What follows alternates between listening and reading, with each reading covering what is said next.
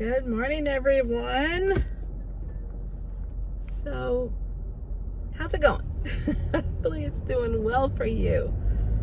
I know that we're all in a little bit of a frustration with eBay and our reselling adventure. It's got to be very frustrating for those of you who are doing this full time and this is your income. So, completely understand all of that. However, that's not where I am. I'm working full time, making part-time income. But that's fine because I'm growing my business slowly and I'm okay with that. Just, life sometimes throws you some curveballs and you gotta be like that old willow tree and bend and go with the flow. So, I've got some exciting news to share. I alluded to it in my earlier video, but got two things I want to talk about today. I'll take the first one, the big one, and then that will lead into the second one. So the big one is, I was looking over my sales the other day on eBay. This is just eBay. I have not compiled these sales for all the platforms I sell on, and I do sell on eBay and Poshmark. I have my listings on Facebook and Mercari. I wish I could say I sell on there, but it's taken a nosedive like everything else has this year. And I know that if I were to put more effort into those two platforms, I would sell more. So I'm going to be working on that. And again, I was looking at the eBay sales, and eBay makes it so easy. I love the tools they have for us to compare one period of time over another period of time. And that's what I did. I compared my sales so far this year, and this was up until June the 8th, over my sales of this time last year. And I was up a lot. I was like, holy cow. I got to look at those numbers and I was like, okay. But and granted, I started a year ago in, when was it?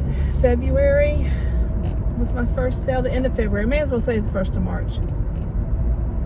I was like, holy cow.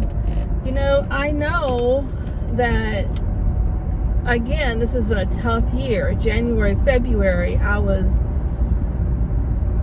in and out with extended ship times because of Dad being in and out of the hospital. And February and after the Super Bowl just took a nosedive for me on eBay. And I'm like, how can this even be? I was expecting it to be a bigger gap, and it wasn't.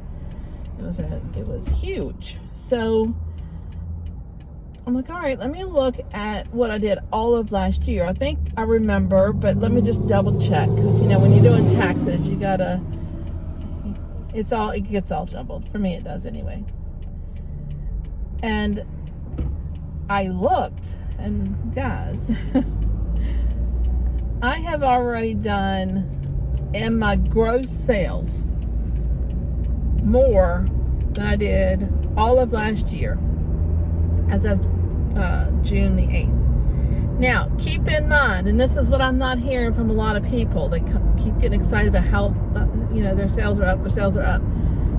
But your gross sales should be up because our shipping went up. Our fees have gone up. What's your net? What does your net look like? In comparing my net on eBay, just on the eBay sales, not my net as a business. There's a difference. My eBay net is what eBay gives me in my bank account. And then there's my true net. I call it a true net because I've got to take out for cost of goods. I've got to take out for the cost of doing business, like shipping supplies and shipping that I've underestimated or had to cut back to stay competitive with a product, or dry cleaning or cleaning supplies, because you know we're supposed to wash our stuff. Do you do that? We're supposed to do that according to the eBay rules. So I wash, and I use treatments, and I use detergents and softeners and all that stuff. I've got to take all that out. So that's my true net. And then from there, and I do an Excel spreadsheet on this. From there, at the end of I actually do quarterly numbers.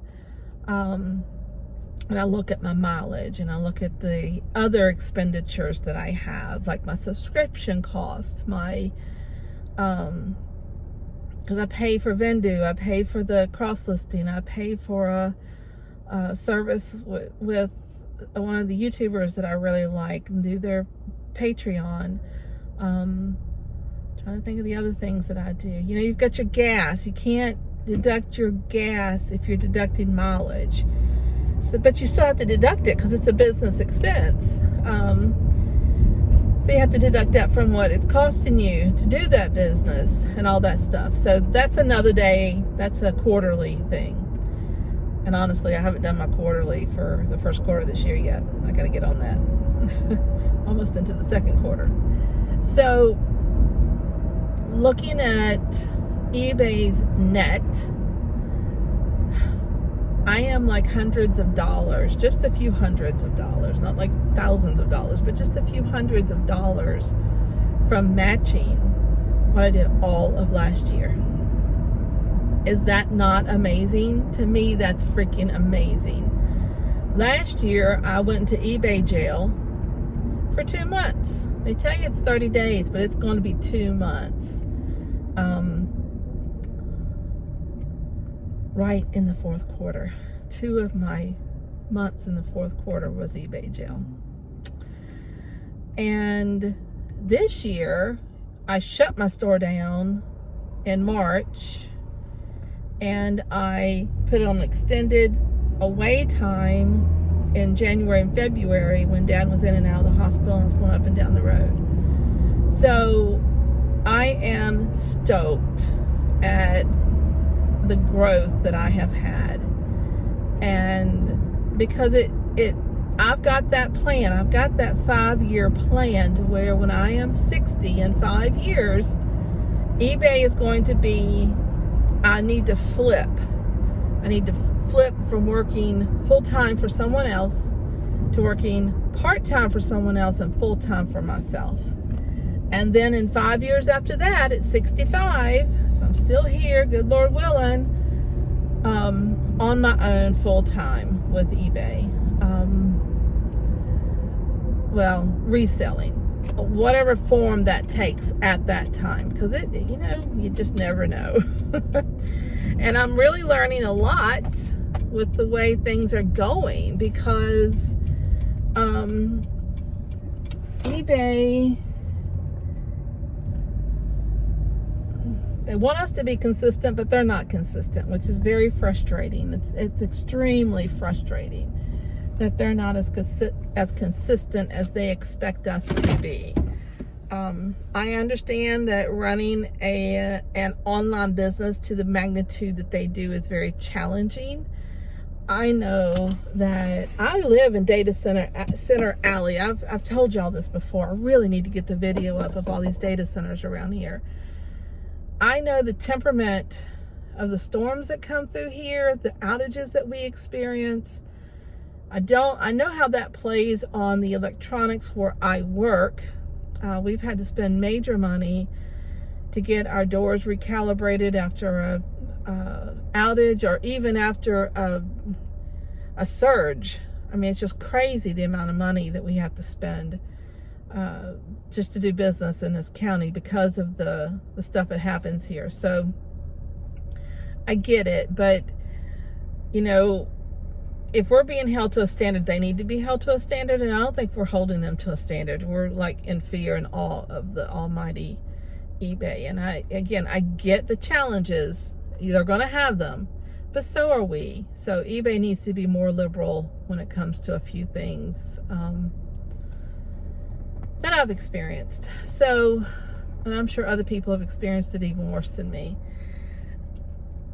I just want to share my excitement on that with the sales, because I'm very, very encouraged. And I know that once my sourcing gets better, and it will get better, because I'm seeing the mistakes that I made last year. So I know there's mistakes I'm making now that'll come to light in the next year, or hopefully sooner. The other thing I want to talk about, or just it's kind of like an announcement, is that I have started taking Tuesdays off where I work. And I mainly chose to do that because of the first 3.5 months of this year being so far behind with everything that I felt like I needed to be. I would never get caught up. Dad in and out of the hospital January, February. Entire month of March, shutting the store down because he was in hospice. The 1st of April because he passed away, and dealing with all of that emotionally. And emotionally, I'm still struggling as well. I'm not gonna lie about that.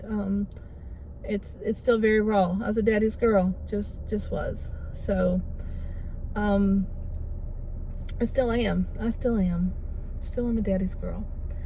So I needed some time to get doctor's appointments in, to get my garden in, to get my place cleaned up and organized, to get eBay and reselling under control and back on track. And even though I feel like all those things are starting to fall in place, to me it's still chaotic, and I need the extra day. So I knew that the reselling could pay for that extra day off, which is awesome. It sucks because it's going to take away from what I know I can pay down on my student loans, but I'm going to make it work. It's going to work, and I'm hopeful that I will have a 4-day work week here on out. We'll see what my boss thinks about that later on. She understands. She understands the challenges that I have right now, but she also is a businesswoman. I mean, more so than anybody I've ever worked for on a consistent basis, female-wise. So we'll just see. So anyways, I just want to share that with you to let you know, all of those out there that are just starting or struggling, or maybe you're in my position, you need to sit down and really take a good hard look. Quitting and going full time. I hear that all the time. I read that all the time. Sometimes you don't need to quit to go full time. A lot of times, if we're honest, we're full time. And we're working full time for someone else. So we're going 80 hours a week plus.